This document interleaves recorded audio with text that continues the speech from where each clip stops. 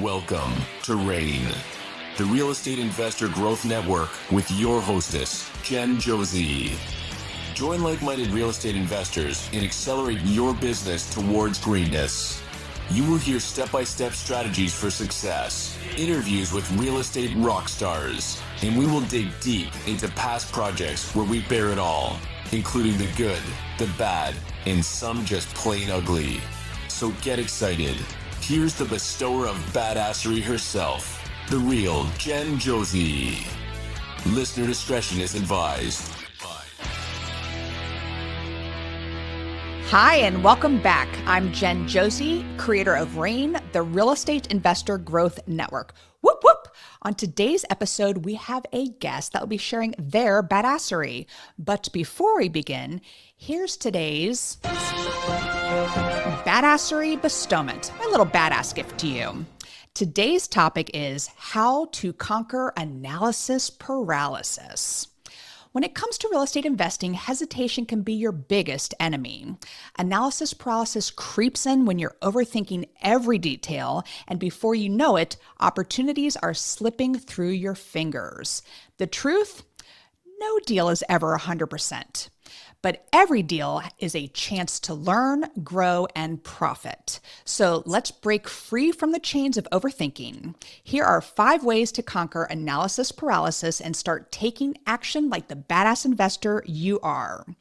Number 1, set a deadline for decisions. Give yourself a firm timeline to analyze a deal and make a decision. Whether it's 48 hours or a week, sticking to a deadline will keep you moving forward instead of spinning your wheels. Number 2, focus on one strategy. Don't try to master everything at once. Pick one niche, flipping, rentals, or buy and holds, and then deep dive. Mastery in one area builds confidence and momentum. Number 3, trust the numbers, not your emotions. Emotions can cloud judgment, but the math doesn't lie. Stick to your criteria, run the numbers, and if they work, take action. Number 4, start small and build confidence. Your first deal doesn't need to be a grand slam. A smaller, manageable deal can teach you the ropes without overwhelming you. Number 5, find an accountability partner. Whether it's a mentor, a mastermind group, or fellow investor, having someone to push you and hold you accountable can make all the difference in overcoming hesitation. So stop letting fear and doubt hold you back. Every badass investor started somewhere, and the only way to grow is by taking that first step. Remember, action beats perfection every time. Get out there, make the leap, and start building your real estate empire today. Now, on to today's episode of the Real Estate Investor Growth Network podcast. We have with us Jessie Lang, a powerhouse in the real estate world who has mastered the art of building and managing long-term rental portfolios. Jessie owns and manages over 75 long-term rentals in and around Columbus, Ohio. And she's passionate about teaching others how to achieve financial freedom through real estate. Her journey began over a decade ago with a single house hack, and in just the last 36 months, she has skyrocketed from 11 doors to a thriving portfolio of 75 doors and counting. When she's not managing rentals or coaching others, Jessie spends time traveling with her wife, Laura, spoiling her 5 pets, and diving into DIY house projects and gardening. It's an honor to have her on the show, so welcome, Jessie Lang. Welcome. Thank you. That was probably the best welcome I've ever had on a podcast. We have way too much in common, including the same chair. Show everyone our chairs. There we go.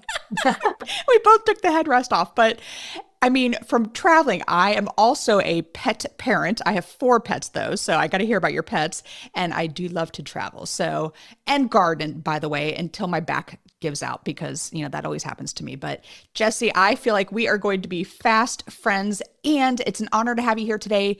Also because it's my 250th episode and what a perfect person to have on the show. So thank you so much for being here. So Let's dive in. Yes, absolutely. So let's dive in. Your story is very inspiring. So let's start at the beginning. How did house hacking kickstart your real estate investment journey? yes, this is a great question. And I think one that probably a lot of people can relate to because I absolutely did not set out to become a landlord, a housing provider, anything like that. I did not even know that real estate investor was a career. So it was never my intention, but through a series of events that happened. So I grew up in Austin, Texas, went to college at University of Texas with Lawrence, and I did what society says, right? You got to graduate college, you get married, you get a job, you buy a house, you have kids. And I did not do all of them, but I did end up buying a little condo down in Austin. It was $92,000. And I put down literally $3,000 life savings that I had as my, FHA, 3.5% down, closing costs, all that. Got into this condo. It had shag carpet, grandma curtains, yellow countertops. Like it really had it all. But over the few years that I was living there, I was fixing it up, DIY, which I really enjoy, and I could afford the mortgage on paper. Obviously, I got the mortgage, but it just wasn't the life that I wanted to live, like being house poor. So I got smart and I got some roommates and I just was renting out the extra rooms in my condo, getting all my, the mortgage paid. I paid some of the bills and that was about it. And was saving a good amount and had my W-2 job. Couple years go by like this, everything's great. And then my partner and I at the time, we split and he was one of the roommates. And so all of a sudden, I knew that I didn't want to live there emotionally. It was just a little too tough. I knew that it would be crazy to sell it because it was Austin and, 2012, 2014 range. Oof. Yeah. And I knew that I couldn't just have a house and pay a mortgage and rent. So in the span of 2 weeks, I went from living my normal everyday life to being moved out and having 4 college boys renting out my condo that I had put my blood, sweat, and tears into. And this process, I was making it all up. Like I said, I didn't have anyone to turn to. I did not even know one person who owned the property outside of their own home.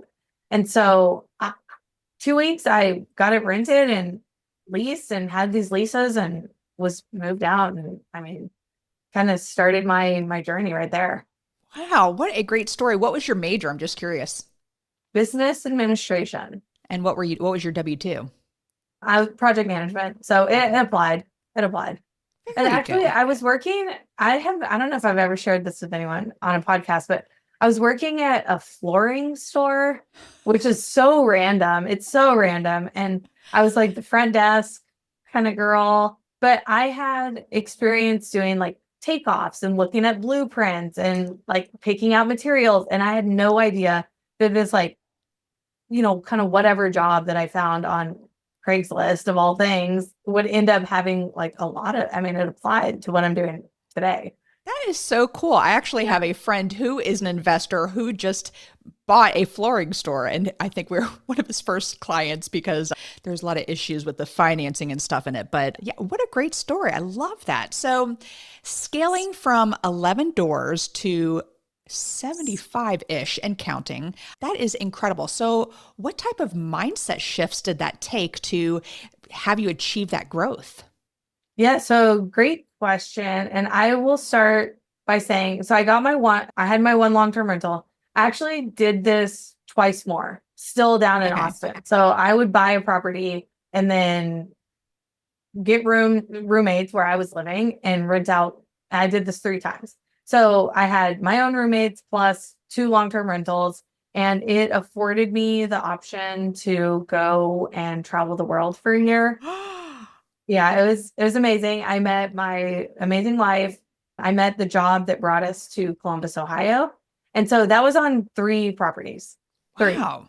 And that was 2016. So 2016 finishes. I didn't want to move back to Austin. She didn't want to move back to New York City. So I got a job here. I got a job in Columbus of all places. It's like on paper, it's so random. It's actually an amazing city. We have a great community. Oh, yeah.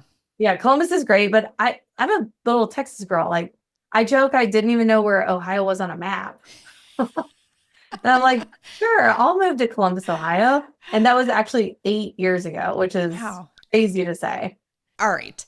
So, what were the actual mindset shifts that made you just scale so quickly within those 3 years? So there's still more. There's still more to the story before I get to my mindset shift. Gotcha. And, Sorry. no, you're fine. I was not even thinking of myself as a real estate investor. I had 3 rentals, enough to go travel the world for a year. And it still didn't even occur to me that this could be a job. And so I got here to Columbus. I was working at W2. It was also in project management. And I was going to all these real estate meetups because I knew deep inside, but I just didn't know anyone doing it or the path or anything like that. So I was going to my local RIA meetups. I was paying for some education. And I finally, 18 months into living here in Columbus, I got the courage to go full-time real estate. I was going to be a wholesaler and I was going to do it all. And it took me from quitting in August 2018, it took me 6 months to even make a penny. It was painful. Yes. It was definitely painful, but once I got that first deal under my belt, it was a no-brainer. I mean, it was $5,000. It felt like all the money in the world. I proved I could do it, and I was off to the races. So for the next couple of years, for 2 full years, I was wholesaling everything. I was not keeping any of my own deals because I had no idea how people were buying these. And I probably should have asked my buyers sooner, but it took me a while to be like, how are y'all buying these? Like, do you I just thought they had cash, and they don't. It was not cash. It was hard money. It was private money. And so I didn't really understand that part of real estate investing. So you're asking about the mindset shift. And it was not until January of 2021. I started back in 2012. So we're talking a decade of me buying with the FHA. I bought, while I was wholesaling, I was still buying, but it was conventional. I was buying other people's deals. I was buying off the MLS. I wasn't buying my own because I'm like, I need 4 to 6 weeks to close. How are y'all closing these in 2 weeks? And so I was still buying. I got up to 11 doors, but I say that they were all the wrong way. 20% down, doing the wrong renovations. House hacking's great, but it's so slow. You can do 1 a year. I just didn't figure it out. So that mindset shift was January 2021. I got really serious about the BRRRR method and buy, renovate, rent, refinance, repeat. This was, 4 years ago at this point, and people are saying BRRRR is dead. And I will tell you, it's absolutely not dead. It still works. There's fewer of them, and you may have to expand your market where you're looking a little bit, but there are BRRRRs for sure because we're still buying them. And so that was the mindset shift, is like, I finally figured out how to pay for them and how to do the right renovation. So I'm not stuck in this terrible maintenance nightmare once they get rented out. I know what you're talking about. Yeah. So I'm shocked that people say that it's dead because right now, I'm not going to take on another flip project for a while because we're just having trouble selling one of our properties. We're doing a new build right now. I'm getting nervous about listing that one. All I want to put my focus on is the BRRRR method, actually, because we don't have a lot of capital to put down and buy the wrong way like you did your first 11. And so I saw you come through my emails and I said, oh, I definitely need her because it's been a while since we've done a BRRRR. Goodness, it's probably been about 4 or 5 years, but I think it's a great concept. You have to make sure you're buying them right. So you mentioned the 5-hour rule you follow for each deal. Can you break that down for us? And how does it keep you efficient and focused? Yes. So we aim to spend 5 hours of my own time per BRRRR cycle. And that is everything through buying, renovating, renting, refinance, repeat. Now, I have a small team. And when I say small, it's me and one full-time employee, a handyman, and a GC. That's the team. So you don't have to have this, if you're sitting there thinking, well, Jesse, I could never do that. For a long time, I was doing every single thing myself. I was very like DIY mindset. In the beginning, when you're building your team, when you're getting your processes, it's obviously going to take more than 5 hours of your time. That I think you would be doing yourself a disservice if that's all you spent. But once you have the team, the systems, the people in place, you can really take yourself out of a lot of the day to day. And it's because I'm doing the same thing over and over and over and over. I'm buying in the same neighborhoods. I'm buying the same type of properties. I know how much they're worth. I know what they will be worth. I know the building style and the, renovation cost. I'm using the same GC. I'm using Same the same finishes, because I did see one of your posts where you use the white subway tile. So it's this, it's excellent. Sorry, I didn't mean to cut you off. You're fine. Yeah. Same renovation over and over and over. Now, there may be some minor differences, like this one has a sunroom and this one, is on a slab, and we'll adjust there. But for overall, it's the same thing over and over. And so everyone knows on my team what to expect. And that really cuts down on decision making. It cuts down. Decision fatigue is a real thing. All of these decisions wearing you out can be overwhelming to an entrepreneur. So I try to cut out all of that. Decision fatigue. I'm writing this down because I've never even heard it called that. And I'm literally knee deep in decision fatigue right now. We're doing a new build and just picking out paint colors because it's a much higher price point that we normally do. And so it is definitely, I want to take a nap. I hear you on that. So well, 5 hours. What do the 5 hours entail? Let's get back. I was still picking up my jaw from that. So what are the 5 hours that you spend on each of these deals? So I actually just did a full breakdown of this on our Facebook group and our YouTube channel. If we can link that in the show notes, then that would be a great resource. But a summary high level is I do spend about 2 hours on the buy, and that's because I'm still underwriting all of my own deals. That's something I could outsource, but I enjoy it and I'm good at it and I can do it pretty quick. So I underwrite the deals. I get the lending set up. I use the same private money lenders, same hard money lenders. Like I'm not reinventing the wheel by any means. Then I sign. So that's half an hour, if that. So I have about 2 hours on the buy. I have 30 minutes, I'll say an hour on the renovation. And it's reviewing the scope when it comes in for my GC. I don't even walk the property. He walks it. He knows we've done probably our last 45 projects together. So he knows exactly what I'm doing. Sometimes he'll text me a question and then 10 minutes later be like, don't even answer. I already know the answer. And then he'll it's like, I moved on. I got it. And so he'll just answer it for me. And it's always 99% of the time is what I would have done. And so the only hour I spend is I do attend the final punch list walkthrough. That's it. Wow. I do one walkthrough. Oh my gosh, Jessie, what a great model for listeners. And I want to take a quick little side note here because you do have a new book that just came out 2 months ago on Amazon, and it's right behind, it's over your right shoulder there. Oh, there's a better one. But Rentals Made Easy. I know how hard it is to write a book and get that out there. So congratulations, first of all, for that. It looks fantastic too. Thank you. It's a how-to. I mean, it's a real step-by-step. Like this is not fluff. It's exactly everything we're talking about here today, written out, book form, step by step. All right. So can you please finish these 5 hours here? Let's break it down really quick. You find the properties, you do what is underwriting. The word? Underwriting. Thank you. Then your contractor's walking it, gives you the scope of work, and then you do the punch list at the very end. How else do you spend your 5 hours?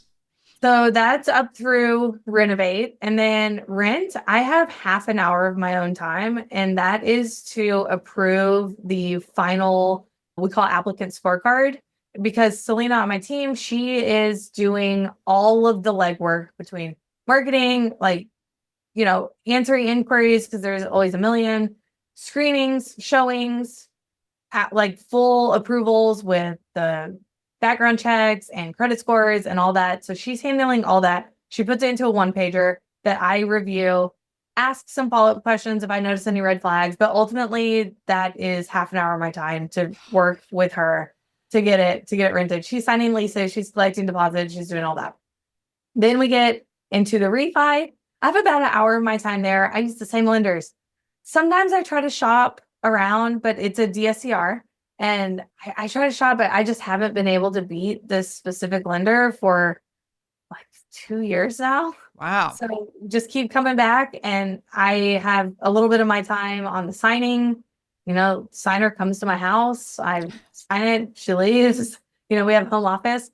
And then that's half an hour. And then on the repeat, I think this step is so often overlooked, but we do look at any lessons learned. We look at, strategy, if we need to shift anything for the next one. We do our bookkeeping and get everything back kind of balanced out, get our HUDs over to our accountant, all that. But a lot of that's outsourced too. So I probably have half an hour there. And so that's how I'm able to do, like we just did 6 refinances at the same time. And it's because very little of my time goes into each of these deals. So the refinancing aspect of it, because when I was burring 3, 4, 5 years ago, you were doing conventional loans, and now we have the DSCR loan, as you mentioned. And so how is that different from, because there's different rules for DSCR loans. I keep running into the issue of rural properties, but now even my other lenders are, because the banks are tightening up these days. So how has it changed over 3 or 4, 5 years, the BRRRR strategy back then to what we're doing now? So I would say the biggest change overall is it's not necessarily with like for us at least, it's not necessarily like the refinance process. Cause I was using conventional portfolio loans. Mm-hmm. I've maxed those out. You get 10, that was a long time ago. So maxed all those out.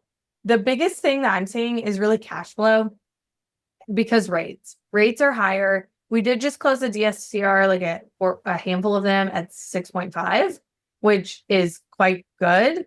And today's, a year ago was closing at 8%. And so that's significant difference on cash flow. Right. But the numbers just don't pencil like they used to when rates were 4 or 5%. They just don't. So there's fewer deals that would work for a BRRRR. If your goal is cash flow, which I'll just be honest, my goal with all of our acquisitions is long-term appreciation. It's wealth building. I'm taking out a loan. I'm letting someone else pay it off. So that is the first goal, but obviously they do need to cash flow. It doesn't make sense. I'm not a charity, right? We have to make money. And so, the biggest difference I think is on the cash flow and just the amount of deals that maybe don't meet your specific buy box on that. Well said. And do you have a specific number that you aim to cash flow on each property or each door, we'll say? So each door we underwrite at 200. Okay. This is down from 300. Yep. I will say if that prior to rates going crazy, and I will say if there's a deal, I have purchased things that are closer to 100, and we maybe have another house on the same street, or just the location is something, or it's super easy maintenance. Like it's maybe a newer property where I'm not going to have a lot of CapEx, so I can underwrite like that. Few and far between, but we'll go a little bit lower also. Yeah. And you have to, and it is a long-term gain. So I am appreciative that you said that as well. So we talked about the DSCR loan and then doing conventional loans in the past, but there's also creative financing is super hot right now. And it's a game changer for scaling quickly. So can you share some of the strategies you've used to stack deals without draining your savings? Yeah. So seller finance is a great strategy. It's something that, I've probably only done a handful of times. It's been successful anytime that we have, but my best personal strategy for having little to no money in the deal is private money. Just raising money from an individual, a family, family member, a friend, and other investors where I can finance 100% of the purchase, 100% of the rehab, pay the lender their interest at the time of refi. And if I underwrite correctly, I have no money in the deal, not only at the purchase, throughout the project, or at the refi. And so I own a property with, the DSCR lender is going to give you 75% of that new value. So if I force the value enough through renovations, through market rate rent, then I am going to be able to pull out enough money to pay back that private lender. And I have 25% equity in the property with none of my own money. So that's my strategy. I think seller finance is fantastic, but my problem on seller finance is we're typically buying distressed assets. They're quite distressed. So if I'm getting, say it's $100,000, but even if the seller will finance 100% and they don't get a penny at closing and they finance 100% of the purchase price, I still have to come out of pocket for that renovation. Right. So then I'm going to go refinance it in 3 months anyways. And so it's a good way to kind of save some cost. But for us specifically with the type of property I buy, it's not really a long-term strategy because that renovation cost out of my pocket would just be tied up in the property. Absolutely. Thank you for sharing all that. And I want to kind of back it up a little bit for the listeners. And in case you've never heard of the BRRRR strategy, a perfect scenario is getting a distressed property. Say you buy it for 100,000, you put 50,000 into it, and then it appraises later for 250 to 300,000. And then you're renovating it using the renovation money, and then you are putting a renter in there. So what that is doing is now, even though you are forcing appreciation on the property itself, and it appraises for 250, 300, you can then refinance up to, like you said, 75% of that ARV and then pay that person off completely. But also what a lot of people miss is because if it's a balloon payment at the end, if you're using a private money lender, as you said, you are renting it for, say, maybe 6 months. That was the number for a long time with lenders, is they had to see at least 6 months of, what is the word? Seasoning. Thank you. You had to show 6 months of seasoning, meaning there's a paying renter in there. Now there's so many lenders that will just do it on day one. Sometimes you don't even need to do the rental part of the BRRRR, but for the listeners out there, that is also a way to grow a little bit of cash because, again, you're not paying interest until the balloon payment at the end. So then you can have that money if you do need to bring money to closing. But the whole goal is to be able to force that appreciation so much that you can even walk away from the closing table with money in your pocket. So that's happened to us twice, actually. So coming away with money. I have a friend who, he got a check for 97 cents, by the way. He's like, I'm still in the green. So 97 cents was the difference. I thought that was hilarious. But I just wanted to take a quick little backup there because we kind of dove in. So with all of that said, what are some common mistakes that you see new investors make that are maybe trying to do the BRRRR strategy, and how can they avoid falling into those traps? Yes. So the first one is, I think a lot of people can relate to, and it's even the fear to get started. The mistake you're making is not doing it because it's the analysis paralysis, like I was saying in my badassery bestowment. Exactly. Yes. You're so afraid of future mistakes that your biggest mistake is actually just not doing anything. And I see that more often than not. And so once you get past that and you do get started, then a lot of the mistakes I see are you're not doing the right resident screening. You're just, putting someone like, do you have a pulse? Move on in. You're doing too much. Yeah. You're doing way too much on the renovation, like falling for HGTV trap. And it is a trap.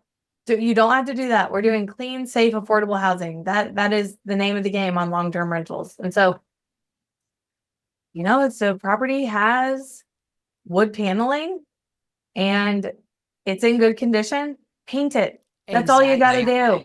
We have one that I have a reel about that I got a lot of love on because there was these like crazy like brick tiles in the kitchen, and You could take it down, you could demo the whole thing, you could do the insulation, do the drywall, do everything behind it, or you could paint the brick, and it looked great. And so I think people often are you're just doing way too much. I'm curious, do you put dishwashers in your rentals? We do.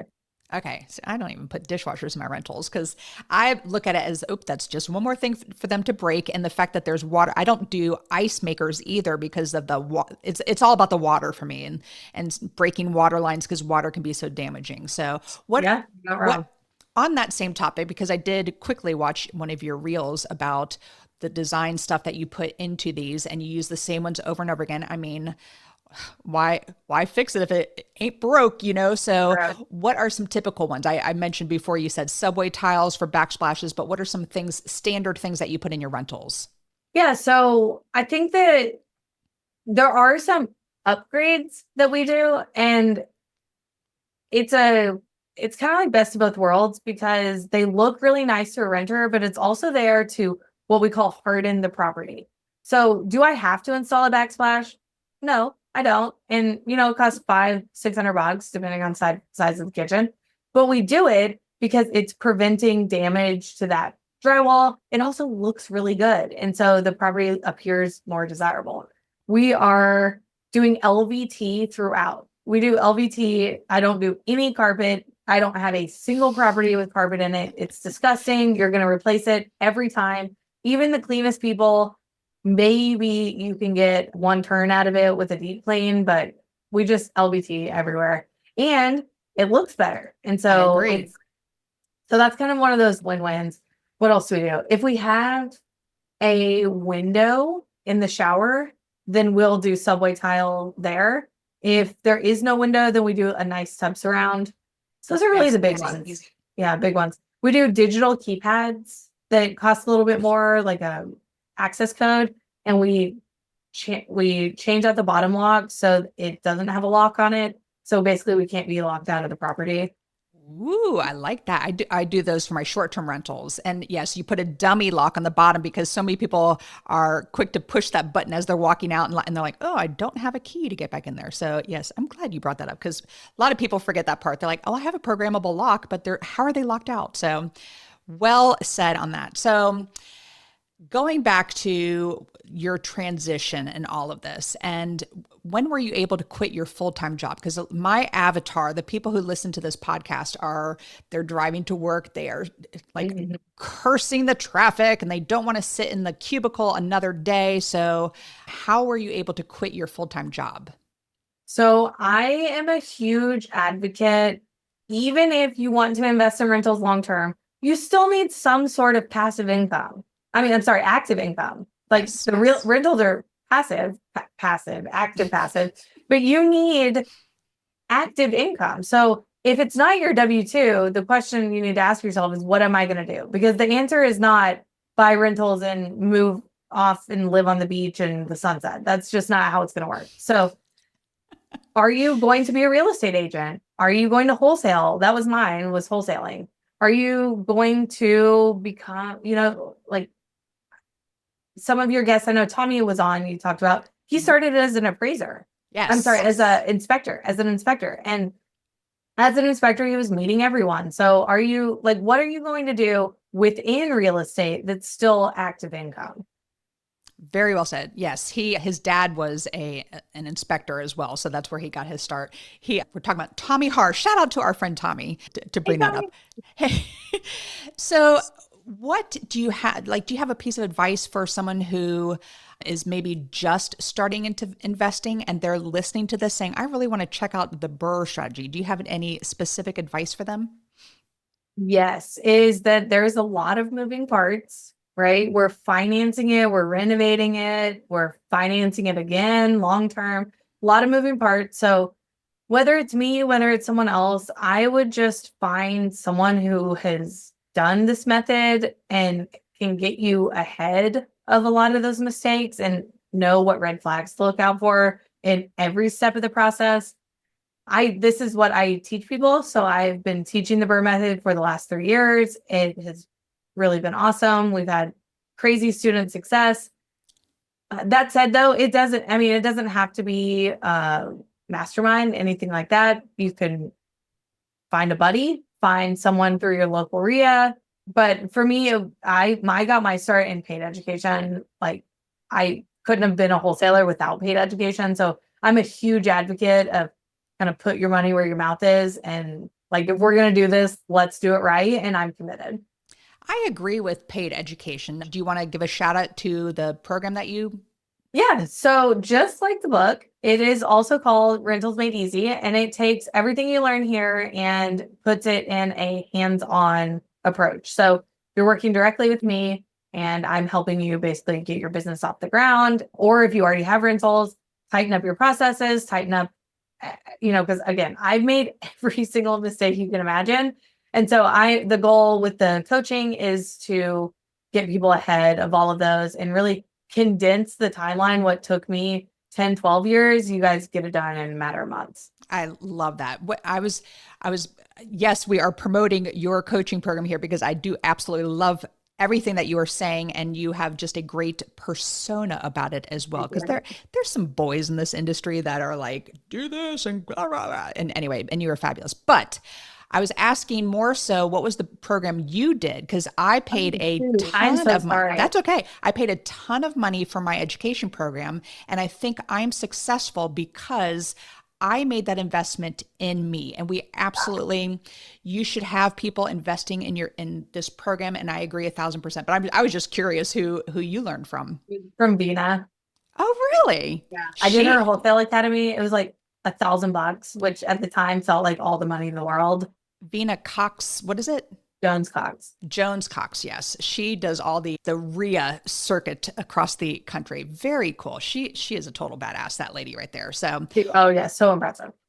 And now here you are giving that back to other people. Because I do feel like in this industry, when I first started, maybe Jessie, you felt the same way. You think it's going to be so cutthroat. There's only 10 properties out there and everybody's going to be after those 10. No, it's not that way at all. And then once you start getting that passive income, you hit your 75 doors and counting, you are able to turn around and give that back. And which you are doing with your program, which is Rentals Made Easy. And how do people find your program? Yeah. So the best way would be through our free Facebook group, where I do tons of weekly trainings. I do a live stream. We need to have you on for sure. And then live. You can do it. My ADD. I'm so glad I'm able to edit things, but I'm sorry. Keep going. You can do it. I'll keep you right on track. So yeah, the Facebook group is a great resource. We give away a lot of freebies. We have polls and really just any questions you have about real estate in general, I'm more than happy to answer. So we can link that in the show notes, and would love to have you in the Facebook group. From there, we can get you on the mailing list. And if you're interested in some more like hands-on coaching, working with me directly, then we can get you that information. And I bet you are such a great coach. And how do people find your book? We're on Amazon. So self-published on Amazon. It is on Kindle or it is a paperback. I have been asked many times to do an audiobook. So we're seeing what all goes into that. So maybe an audiobook at some point. I recorded mine in an audiobook. I'm like, come on, I got the whole setup. I need to do this. It took forever just to ask you about it. Little tweaking of numbers and thing. And I'm like, oh my goodness, but I did it. And yes, there are the people who just don't read books anymore, but I can't wait to get my hands on that book. This has been amazing. And I am super proud of you being a female badass in this industry and doing what you do. And you're so easy. You're so easily approachable. And, we have many mutual friends, which is why I'm like, why are we not best friends? So we are now. We are, absolutely. All right. So Jessie, we are going to move to the second part of the podcast, which is what makes you a badass. And I use the acronym BADASS. And the first letter is B for book. What's a book that's made a huge difference in your life? So this is a book that I actually just finished, and it is called Die with Zero. And so the goal here and the message is that as a society, we are spending way too much time accumulating money and not enough time accumulating experiences when it matters, because we're saving for this future date that A, may never happen, and B, am I going to go skiing in the Alps when I'm 70 years old? Of course not. Like, that's something I need to be doing now. And so it's a really, really good message about prioritizing experiences today, and that the rest of it will take care of itself. I mean, there's some strategies behind it, but that we say too much. We end up dying with all this accumulation of wealth just to pass it down to someone else. And really, what's the fun of that? And by the way, that leads me to totally getting off topic here. You have 5 pets. Yes, we have our own 5. It's 2 cats, 3 dogs, and then we also have 2 foster cats right now. Oh my goodness, that is fabulous. We have an older dog and whose name is Kevin. I'm like, Oh, I know, and he's getting up there in age, but I'm always like, all right, what are we getting next? He's like, can you wait for Kevin to die first, please? So we have awful. our puppy. He's 2, and then the old one's 15, and we're like, we won't have them together. It'll be 2 dogs, 3 for a little bit, and then 2 dogs again. No, the old one's never gonna die, so I just have 3 dogs. Sorry, Kevin, I'm already digging his grave. All right. Because that is literally my mentality. And in my kitchen, when we designed my kitchen, we renovated this house that we live in. We took a cabinet and we inverted it. So the doors are on the top and the drawers on the bottom, and we flipped the drawer over and put the dog bowls in there. So Vance, my husband's like, well, we only have 2 dog bowls. What are we going to do if we get a 3rd dog in the meantime? All right, we have so gone left turn. See, we're besties. All right. The first A in Badass is for advice. You've given us excellent advice, but what was the best piece of advice you've ever received? So it was January 2021, that point where I kind of had 11 doors I bought the wrong way, and I was about to take off scaling. And the piece of advice that got me there was pick something and get good at it. And so prior to that point, I got my real estate license. I was in Airbnb. I was doing, wholesaling. That one actually stuck, but doing some wholesaling. I had the long-term rentals, but I was all over the place. And I got this advice from my mentor, and that was the year we bought 22 more doors. Yeah. That is excellent advice. All right. The D in Badass is for drive. What drives you to be successful? Okay, so this is my truthful, honest answer. Up until very recently, I love that you have to preface. Yeah. Well, I think maybe some people can relate to this, but it's not a pretty answer. And okay.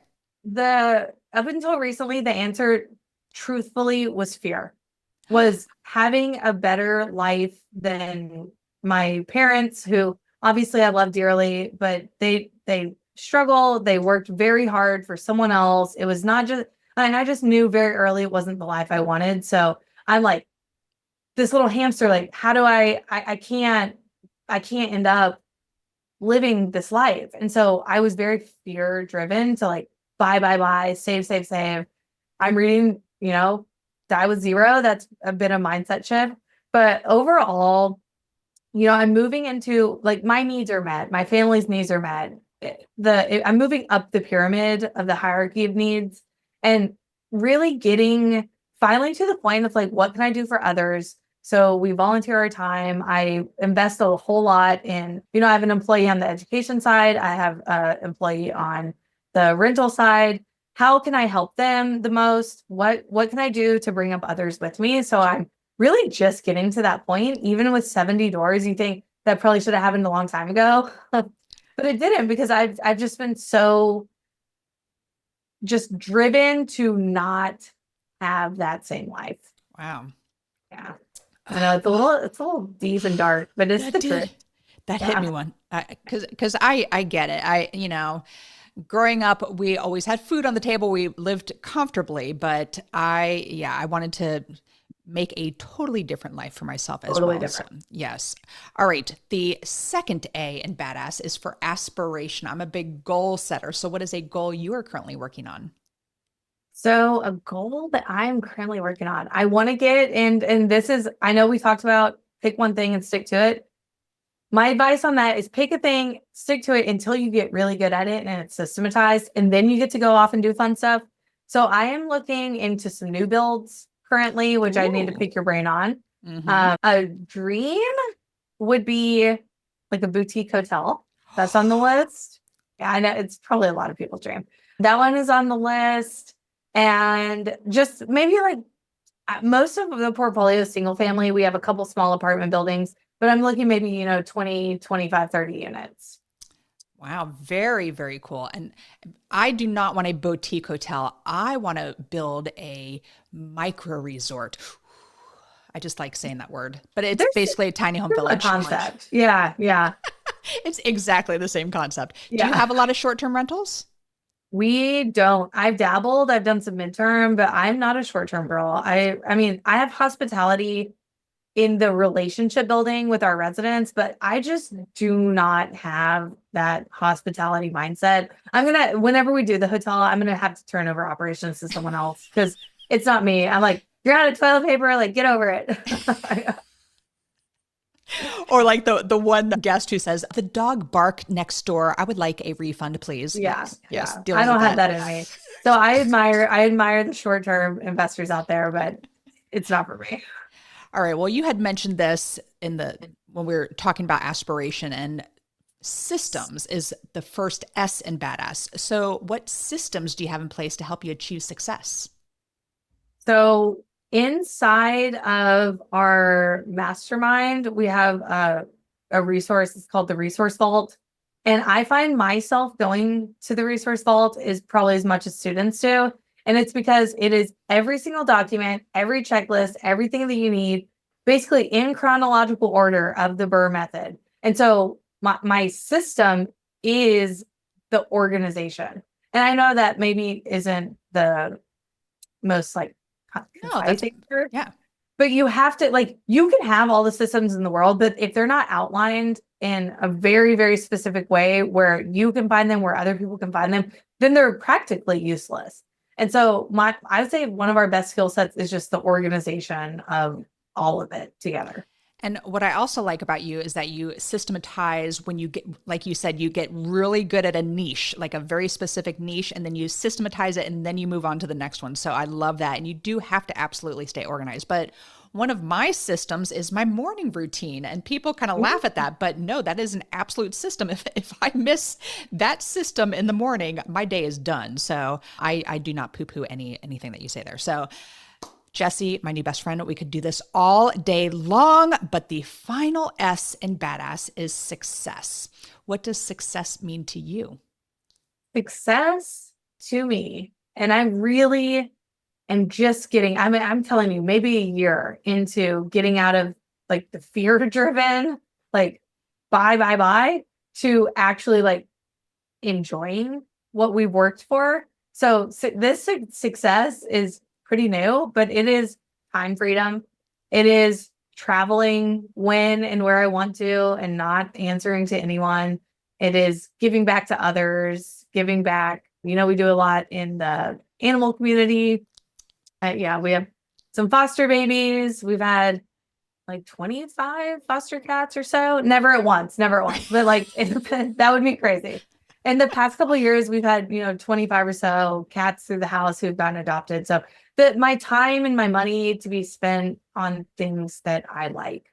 And that's not a foreign concept. That's why we all want to work for ourselves and to be successful. Absolutely. And die with zero. And die with zero. Yeah, you got to give it back. Absolutely. If you're listening and you're like, well, I don't want to die with zero because I want to give to my children. The book says, give them the money before you die. And you can watch them enjoy it. That is 1,000 times better. Jessie, 1,000 times better. I did not think I could like you anymore. So we are going to have to connect very soon and hang out. And I know you don't drink because this is my 250th episode. And I said, we're going to have to drink champagne. And you're like, oh, I don't drink. Sorry, I'm a downer. I got my water.